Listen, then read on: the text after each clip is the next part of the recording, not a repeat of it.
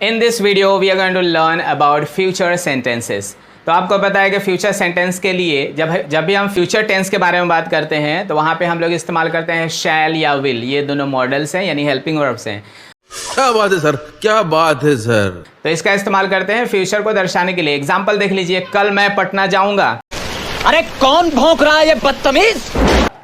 तो इसके लिए आप बोलेंगे I shall go to Patna tomorrow या I will go to Patna tomorrow. तो याद रखिए शैल या विल लगा देने से सेंटेंस में जब शैल या विल लगा देंगे जो कि हेल्पिंग वर्ब यानी मॉडल से हैं तो आपका सेंटेंस फ्यूचर दर्शाता है यानी फ्यूचर में हो जाता है।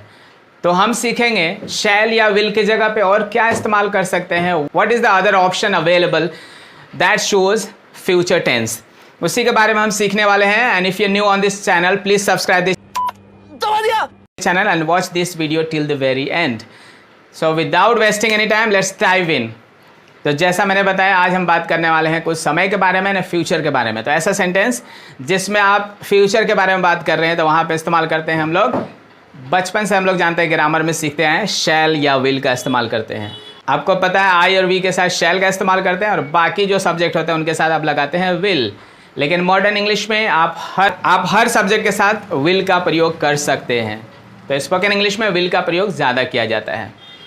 तो आज हम सीखने वाले हैं शैल और विल के बदले में हम क्या इस्तेमाल कर सकते हैं जिससे हमारी इंग्लिश और एडवांस लगे।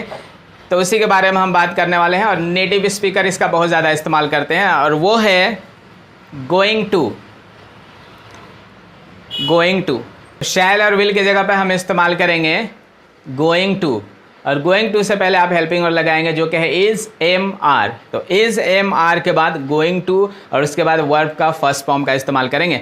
तो स्ट्रक्चर को समझ लेते हैं। पहले लिखेंगे सब्जेक्ट और उसके बाद इज़ एम आर में से कोई एक और उसके बाद आप लिखेंगे गोइंग टू और उसके बाद में लिखेंगे first form of the verb और उसके बाद में लिख देंगे ऑब्जेक्ट। ठीक है, तो हम समझने की कोशिश करते हैं। पहला एग्जाम्पल पे चलते हैं जो कि है मैं कल पटना जाऊंगा। मैं कल पटना जाऊंगा तो नॉर्मल इंग्लिश में इसको बोलेंगे I shall go to Patna tomorrow. लेकिन एडवांस इंग्लिश में आप बोलेंगे I am going to go to Patna tomorrow. I am going to go to Patna tomorrow. तो यहाँ पे गोइंग टू का इस्तेमाल करेंगे इन प्लेस ऑफ शैल और विल। तो ये भी क्या बता रहा है, फ्यूचर बता रहा है। तो फ्यूचर टेंस का इस तरह से हम इस्तेमाल कर सकते हैं जो कि एडवांस इंग्लिश में बहुत ज़्यादा इस्तेमाल किया जाता है और नेटिव स्पीकर शैल और विल का बहुत कम इस्तेमाल करते हैं और ज़्यादा इस्तेमाल करते हैं गोइंग टू का। अगला एग्जाम्पल है कल मैं शाहरुख खान से मिलने जा रहा हूँ। कल मैं शाहरुख खान से मिलने जा रहा हूँ तो आप इसे बोलेंगे I am going to meet Shahrukh Khan tomorrow. I am going to meet Shahrukh Khan tomorrow.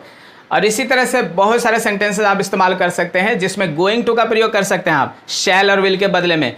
और अगला एग्जाम्पल पे चलते हैं जो कि बहुत ही धमाल का एग्जाम्पल है और ये डेडिकेटेड है the great leader, the great RJD leader, RJD supremo Lalu Prasad Yadav, उनके लिए है। तो अगला सेंटेंस है कल मैं लालू प्रसाद से मिलने जा रहा हूँ। तो ये जाहिर सी बात है इस सेंटेंस में रहा हूँ आ रहा है तो आपको सिखाया गया है कि रहा हूँ, रहा है, रही है, ये प्रेजेंट टेंस होता है। लेकिन यहाँ पे जो टाइम बताया गया ये फ्यूचर का बताया है। बेसिक ग्रामर आपने सीखा होगा उसमें बताया जाता है कि रहा हूँ, रहा है, रहे हैं। ये जब होता है सेंटेंस के अंत में तो इसका मतलब होता है ये प्रेजेंट कंटिन्यूअस टेंस है। बिल्कुल सही है। लेकिन यहाँ पे हम जो बात कर रहे हैं रहा हूँ, रहा है और रहे हैं, इस तरह का सेंटेंस और इसमें एक टाइम एक्सप्रेशन होता है जिससे पता चलता है कोई भी कार्य फ्यूचर में होने वाला है। तो वहाँ पे आप इस्तेमाल कर सकते हैं इसका। एग्जाम्पल देख लीजिए, मैं कल लालू प्रसाद जी से मिलने जा रहा हूँ। तो इसके लिए आप इंग्लिश बनाएंगे I am going to meet mister Lalu Prasad tomorrow. तो इस तरह का सेंटेंस आप इस्तेमाल कर सकते हैं जो कि फ्यूचर को दर्शाता है। याद रखिए कि शैल और विल के बदले में इनका आप इस्तेमाल कर सकते हैं।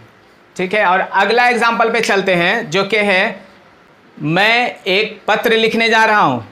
तो इसका भी ये सेंटेंस तो जाहिर सा लग रहा है कि कंटिन्यूअस है, लेकिन इस सेंटेंस को जब पढ़ेंगे तो आपको लगेगा ये फ्यूचर के बारे में बात हो रहा है। तो मैं एक पत्र लिखने जा रहा हूँ तो इसके लिए आप बनाएंगे I am going to write a letter. I am going to write a letter और ये दर्शाता है कि ये काम फ्यूचर में होने वाला है। तो ये भी एक फ्यूचर टेंस है।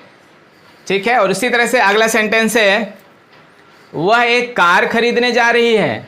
तो इसके लिए आप बनाएंगे she is going to she is going to buy a car, she is going to buy a car, हम कपड़े खरीदने जा रहे हैं। इसके लिए आप इंग्लिश बनाएंगे we are going to buy clothes, we are going to buy clothes.